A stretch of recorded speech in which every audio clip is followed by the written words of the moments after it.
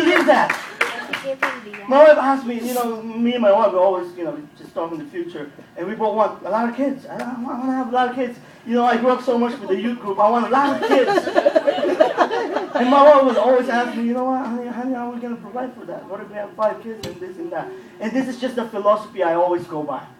If God gives you one, He'll provide for one. Amen. If God gives you 2, He'll provide for 2.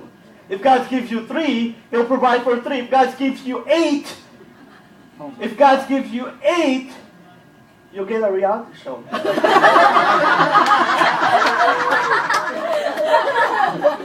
It's just how it goes. If you get 8, then you get a reality show. So, what is the point? You focus too much on how to provide, bring bacon to the house, bring to the table. Do you even know your kids? Do you even know your children? Do you even talk to them?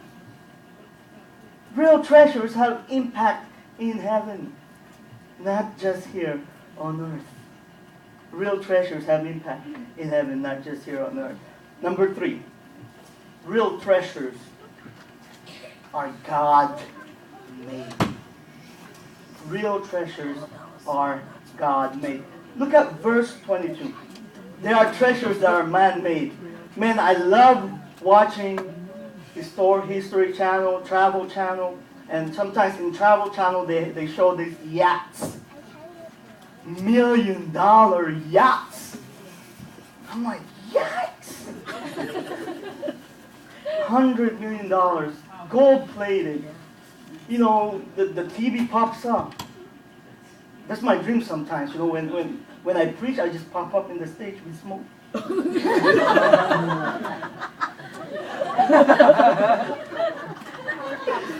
But this $1 million, yes, there's TV popping up here, there's popping up here, it's like popping up everywhere. $1 million yachts.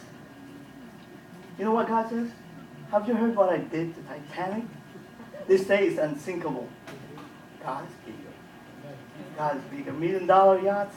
Okay. You know what? We're only going to live here, 75, 80 years? What is 75, 80 years? How old are you guys now? Right?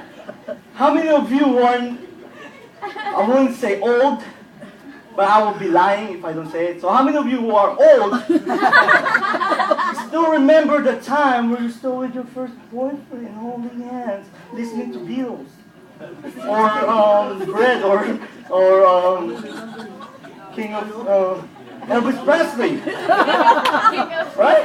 How many still remember that? How many of you actually still remember that? It seems just like yesterday, right? But now, you're twice as old. And before you know it, it was just a couple weeks ago, we prayed for this lady. She was about, 80 years old? Doesn't have a family, doesn't have a husband, nothing. Just sisters. We went there. Prayed for her. Asked her to accept Jesus Christ as her Lord and Savior. She passed away just a week ago. Every time I'm able to pray for people like that, man, it just reminds me, Lord, how fast life is. And you're telling me life is so fast and you want me to focus on yachts and this and that? 75 years compared to what God wants to offer you. Eternity. Pastor, how long is eternity? It's eternity. How long is forever? It's forever. There's no time. There is no time. Look at verse 22. Real treasures are God-made. Then he said to his disciples, therefore I say to you, do not what? Worry. Do not what? Worry. Say it again. Do not what? Worry. About your life, what you will eat, nor about the body, what you will put on. Life is more than food, and the body is more than clothing. I have a confession to make. Have you ever had this time when you just read the Bible and God just rebuke you head on? Okay, only one person reading the Bible. Good. There's a lot of times that I would listen to a sermon, read my Bible, and God will just rebuke me head on. I was reading this verse, And first thing that came to my mind is that, Ray, you owe your wife an apology.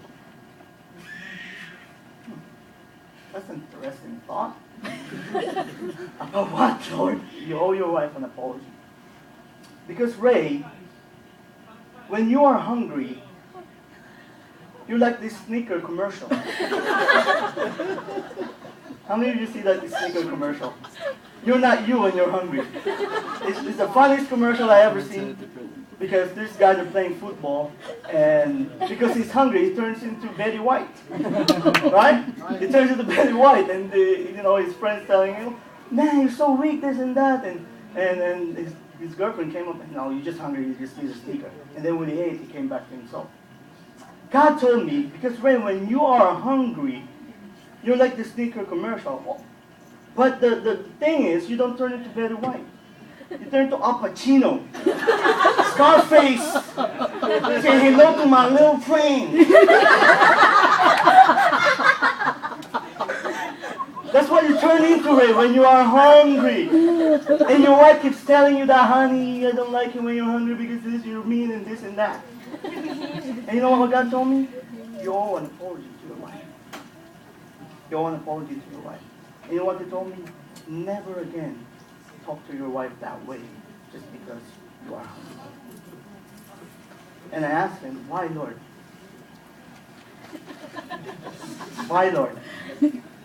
Because verse 23 says, Luke 12, life is more important than food, and body is more than clothing.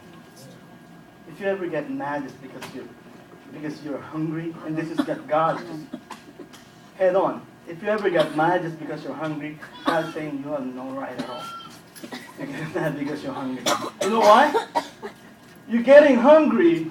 You're going to eat anyways. In about 15 minutes, you're going to eat. And here's the worst thing. You don't really need to eat. You just think that you're hungry, but you're not. You have a lot of reserve over here. Because on your schedule, you think that you're supposed to eat. And now you're popping out an attitude just because you're hungry. What God is saying, life is more than food. Life is more than food. People, relationship is more than food. If you ever get mad because of a bill, your husband didn't pay a bill, your wife didn't pay a bill, please, God is saying, really? You're really getting mad because of that? Isn't it your wife, your husband more important than that? Isn't it? And it's sad sometimes when we get home from work. First thing you ask your wife, "Honey, you pay a bill? What's for dinner? What's for this?" And you pop an attitude if there's no dinner.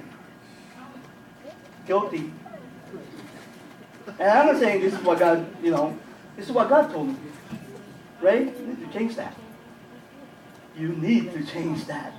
Because life is more than food. Body is more than just clothing. And if you cannot really, here's one thing that helped me. When you want to apologize to your wife or you want to apologize to your husband, just tell them. I came to my wife. Really, I came to my wife. I'm like, "Come on, how am I do this? I apologize to my wife." Came to my wife, talked to her. Told her, "Honey, God." That's the best way to start a sentence when you're about to apologize. It works. It works. I'll explain to you why it works. God told me to apologize to you because of this, because you know what I've done and this and that. If she still or he still doesn't want to accept, forgive you, talk to her. Why? Because you said, God asked you to do that. No, if you don't forgive me, so God. And that, it applies also with young people. Mom, God wants you to apologize. I hit the car. And Amen.